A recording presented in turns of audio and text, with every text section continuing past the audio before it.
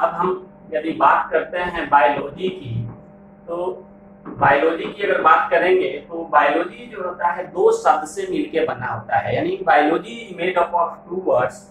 बायोज, bios means होता है life, and logos, logos means होता है स्टडी। यानी अगर बायोलॉजी की डिफिनीशन की हम बात करेंगे तो ये बोलते हैं कि study of animal that is called biology.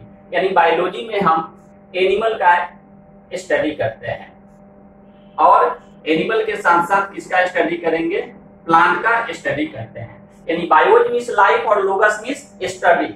यदि एक शब्द में बोला जाए तो एग्जैक्ट डिफिनीशन जो होगा बायोलॉजी का वो होता है स्टडी ऑफ लाइफ, यानी जीवन का अध्ययन करते हैं हम बायोलॉजी में।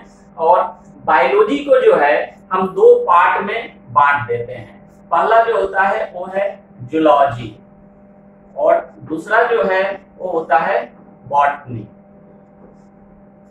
तो जूलॉजी भी जो है ये दो शब्द से मिलकर बना है, टू वर्ड्स से मिलकर बना होता है, जून और प्लस लोगस।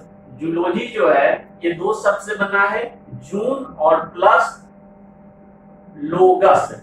जून मीन्स होता है animal, zoon means animal, and logos means study. यानी the study of animal, study of animal that is called zoology. तो और बॉटनी में, बॉटनी जो होता है ये एक शब्द, ये ग्रीक वर्ड से बना है। ये भी जून और लोगस जो होता है ग्रीक वर्ड है, और बॉटनी भी बोटेन शब्द से बना हुआ है। बोटेन, बोटेन मीन्स होता है प्लांट या ग्रासेस। तो बॉटनी में हम ग्रासेज या प्लांट के बारे में स्टडी करते हैं। तो बायोलॉजी का दो पार्ट होता है, जूलॉजी एंड बॉटनी। जूलॉजी में हम स्टडी करते हैं एनिमल का, और बॉटनी में हम स्टडी करते हैं प्लांट का। तो बायोलॉजी का डिफिनेशन होता है स्टडी ऑफ लाइफ, या बायोलॉजी में, होल बायोलॉजी में हम एनिमल और प्लांट का स्टडी करते हैं। तो ये एनिमल का स्टडी करते हैं तो ये जूलॉजी वाला पार्ट में जाएगा, और प्लांट का स्टडी करते हैं ये बॉटनी में जाएगा। तो फादर ऑफ बायोलॉजी भी जो है वो बोलते हैं एरिस्टोटल को। एरिस्टोटल को फादर ऑफ बायोलॉजी भी बोलते हैं, एरिस्टोटल को फादर ऑफ जूलॉजी भी बोलते हैं, और थियोफ्रेस्टस को फादर ऑफ बॉटनी जो है वो बोलते हैं थियोफ्रेस्टस। थियोफ्रेस्टस को फादर ऑफ बॉटनी बोला जाता है। लेकिन बायोलॉजी में हम लोग पढ़ते हैं जूलॉजी और बॉटनी। अब एक पार्ट इसमें और जुड़ जाता है जिसको हम लोग बोलते हैं माइक्रोबायोलॉजी। माइक्रोबायोलॉजी जो है ये बायोलॉजी का पार्ट होता है, माइक्रोबायोलॉजी। तो ये बोलेंगे कि in microbiology we study about micro organism.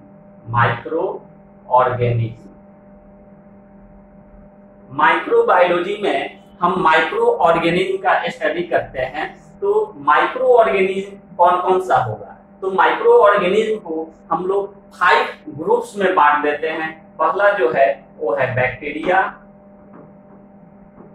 दूसरा जो होता है वो है वायरस, तीसरा इसमें आता है एल्गी, और चौथा जो है इसमें आता है फंजाई या फंगस, और पांचवा जो है इसमें होता है प्रोटोजोआ। यानी माइक्रोबायोलॉजी में हम माइक्रो ऑर्गेनिज्म का स्टडी करते हैं। माइक्रो ऑर्गेनिज्म का मतलब होता है which can't be seen by naked I. Actually micro organism दो शब्द से बना है, माइक्रो एंड ऑर्गेनिज्म। ये माइक्रो शब्द जो होता है माइक्रोन से बना हुआ है, माइक्रो से बना हुआ है, जिसका मतलब होता है too small, very small, which can't be seen by naked eye, जिसको हम अपनी नग्न आंखों से नहीं देख सकते हैं, वो आता है माइक्रो ऑर्गेनिज्म में। और इसमें 5 ग्रुप्स है, बैक्टीरिया, वायरस, एल्गी, फंजाई और प्रोटोजोन्स। तो बैक्टीरिया जो होता है, बैक्टीरिया जो है एक टर्म है बैक्टस। बैक्टस टर्म से बैक्टीरिया बना है, जिसका मतलब होता है स्ट्रिक, छड़ी। तो ये चूंकि पहले रॉड से छड़ी नुमा स्ट्रक्चर इसका देखा गया था, इसलिए इसका नाम पड़ा था बैक्टीरिया।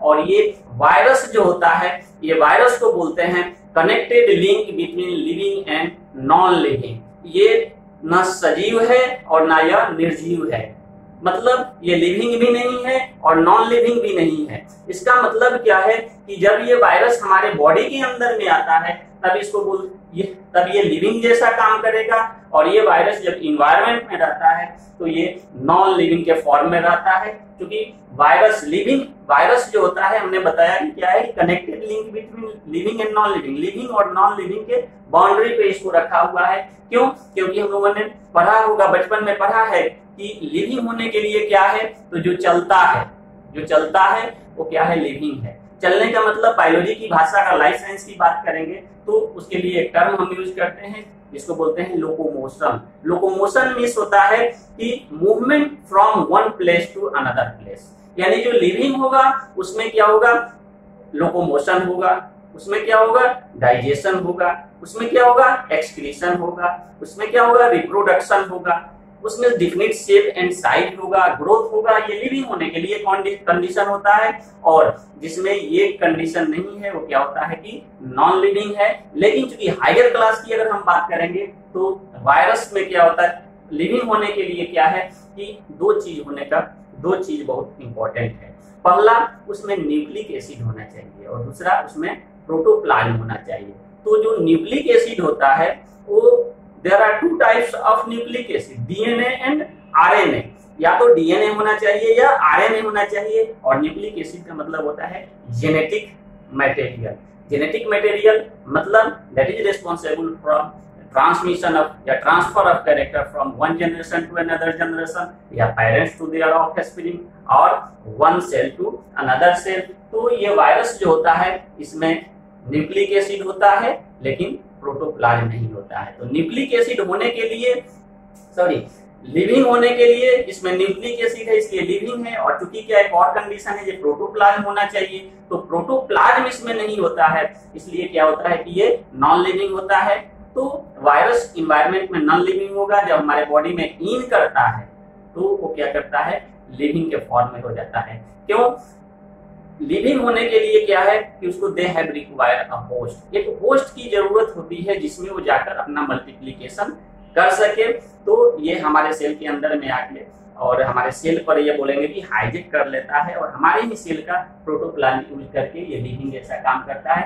उसके बाद आता है एल्गी और फंजाई और प्रोटोजोन्स। एल्गी बोलते हैं ये एलर्जी वगैरह के लिए रिस्पॉन्सिबल होता है, और फंजाई जो होता है या फंगस की अगर बात करते हैं तो most of the skin disease जो होता है फंगस के कारण होते हैं। और प्रोटोजोन्स जो होता है मोस्टली क्या होता है, देखा जाता है ये पैरासाइट होता है, हमारे बॉडी में या बॉडी के ऊपर रहता है और अपना न्यूट्रिशन लेके हमें हार्मफुल पहुंचाता है। और ये इसके कारण कई डिजीज होते हैं, जैसे एक बात करेंगे प्लाज्मोडियम वाइवेक्स की बात करेंगे। प्लाज्मोडियम वाइवेक्स इज प्रोटोजोन्स, यानी ये पैरासाइट होता है that is responsible for the cause of the malaria. Leishmania नोनोमानी वो भी क्या होता है, प्रोटोजोन्स में आता है, पैरासाइट है, that is responsible for the cause of the काला